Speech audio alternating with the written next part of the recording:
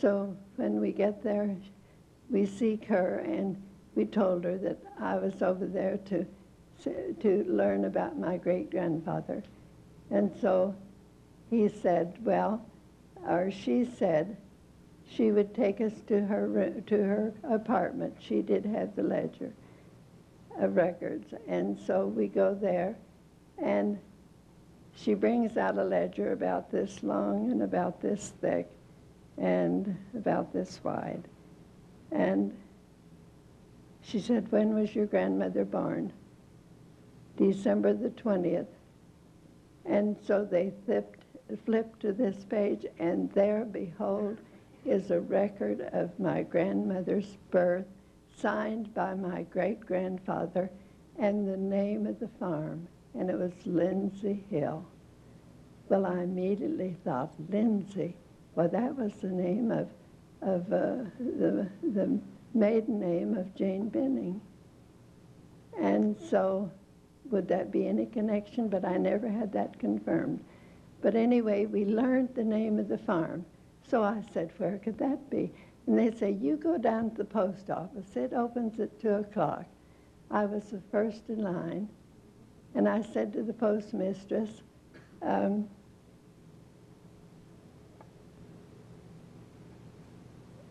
I'm looking for my great-grandfather's farm, Lindsay Hill. Can you tell me where this is?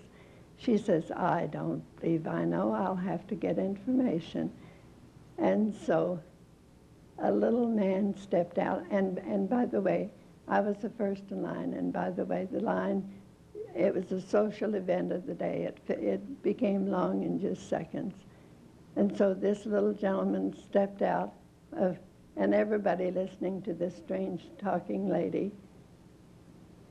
And so this little man started talking to me, and I thought, oh, I can't understand him. He must be talking Gaelic. And so I said, would you write this down? I said, then also, I said, would you tell my husband just what you've told me? Jap stayed in the car. And so he said, Limburner will know. Mr. Limburner. Mr. Limburner, where did he live? He lives at Auchinleck. I thought he was saying a foreign language. I'd never heard of any phraseology.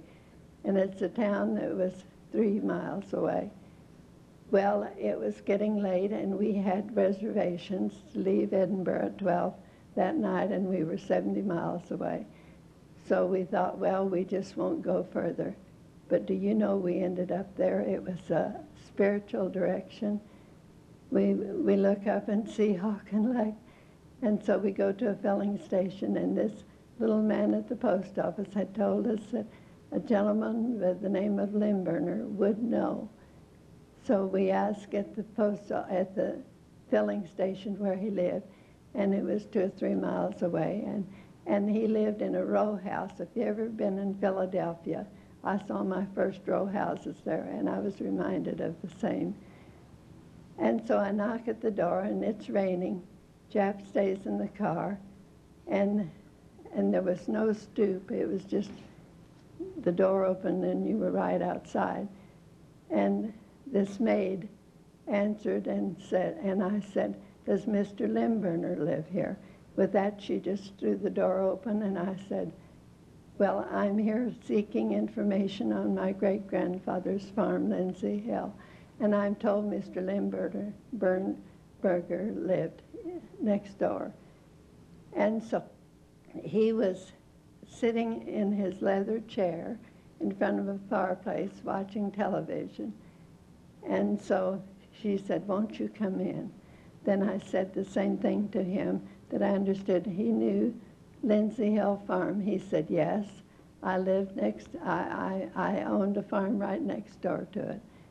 And so I said, oh, will you take me there? And he said, well, I'm consumptive. I haven't been out of the house in 6 years. And I said, well, then may I have my husband come in and you talk to us both together. So they invited him in, and the maid said, shall I serve tea? But this time it was close to 3 o'clock. And he says, you know I don't have mine till 4:30. Well, anyway, the maid wheeled in a tea cart that was covered with the loveliest linen cloth, and it had 4 or 5 wonderful, sweet, whatever. There were little cupcakes, there were tarts, there was shortbread. And I said, and you have this on hand? She said, I do this every day for Mr. Limburner's friends. They do a lot of tea time. And so then Mr. Limburner said, you know, there's something about Lindsay Hill Farm. Nobody ever made a living there. They went bankrupt. And I said, well, they had 5 children there. And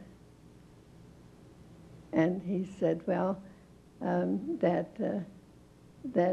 it was always unfortunate that they couldn't make a living there.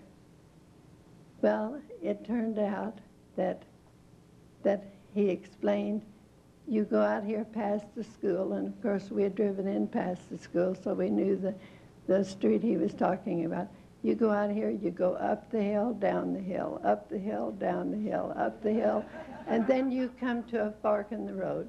You look on your left, and there'll be a lane, and you look up and see a row of trees. That's Lindsay Hill. But you can't go up there. You'll fall into mud up to your knees. Well, we took a few pictures and felt that we had seen Lindsay Hill, but we were frustrated because we didn't get up there. So when we went back the year of our 50th anniversary in '83, Mildred, my cousin, Uncle Tom's daughter, went with us. We had a glorious time. We stayed at a bed and breakfast across the road, and we jumped the Dimple Burn, which is a little creek. We have pictures of it. We don't have that with us, do we? And we saw the ruins, and I will show you in the portfolio over here afterwards about the ruins. The gable ends are still standing. I measured the depth of the gables of the standing wall of ironstone, and they measured 26 inches thick. I strongly suspect that the barn and the house was together, because the ruins indicated so. How they could have had 8 children in this perimeter of foundation was puzzling. But it was kind of rolling, but it was crafted of ironstone, which had been mined. I'm told that Alexander Muir was a miner. That was the way he made his living. And there was no son that was allowed to go to school but Uncle Tom. He was the youngest. I believe he was the 7th child. My grandmother was the 8th. But I have a school book here that was Uncle Tom's that I want to give to Mildred. But my grandmother excelled in school. And I have also a book that shows a prize, this one standing, the brown one, given by Archibald Buchanan, first prize. That was the way they gave their rewards. But I have other books that I wasn't able to bring, that she had first in catechism, first in arithmetic, always first. She was just as scholarly as she could be. My grandmother was the power behind the throne. There was no doubt about it.